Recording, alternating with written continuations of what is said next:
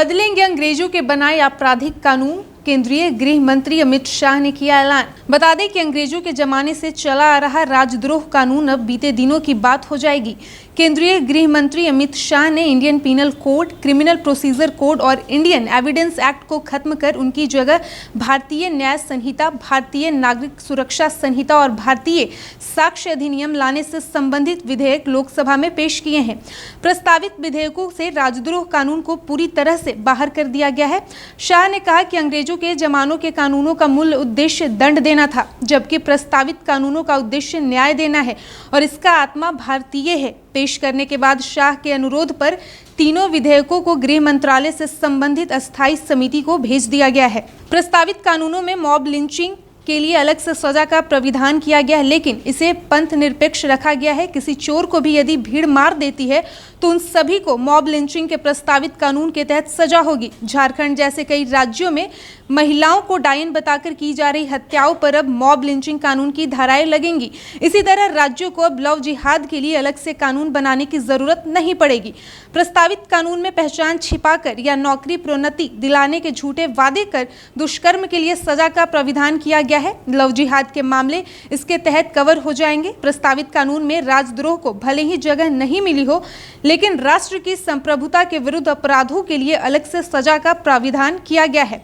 एक वरिष्ठ अधिकारी ने कहा कि राजद्रोह का कानून राजा के विरुद्ध अपराध से जुड़ा था, लेकिन नया कानून सिर्फ राष्ट्र की सुरक्षा और संप्रभुता पर खतरे की स्थिति में ही लागू होगा। बता दें कि इंडियन पीनल कोड 1860 में, इंडियन प्रोसीजर कोड 1898 में और इंडियन एविडेंस एक्ट 1872 में ब्रिटिश सरकार ने बनाया था। शाह ने कहा कि बाद में जरूरत के मुताबिक इन कानूनों में फेरबदल जरूर किए गए, लेकिन उनका आत्मा पाश्चात्य रहा और जिसका उद्देश्य दंड देना था। लेकिन नए कानूनों का उद्देश्य किसी को दंड देना नहीं, बल्कि भारत के नागरिकों को संविधान प्रदत्त सभी अधिकारों की सुरक्षा करना है।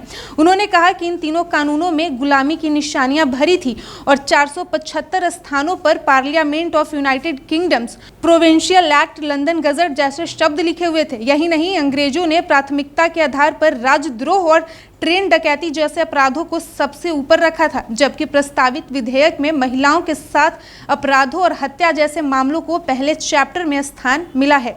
साथ ही बता दें कि गृह मंत्री ने कहा कि इन कानूनों में अत्याधुनिक तकनीक का है इस तरह से प्राविधान किया गया है कि अगले 50 वर्षों तक इन्हें बदलने की जरूरत न पड़े।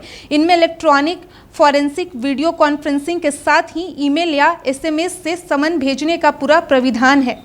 बता दें कि प्रस्तावित भारतीय न्याय संहिता में आईपीसी की मौजूदा 511 धाराओं की जगह सिर्फ 356 धाराएं होंगी। पुरानी 175 धाराओं में बदलाव कर नई संहिता में शामिल किया गया है। 8 नई धाराएं जोड़ी गई है और 22 निरस्त की गई है।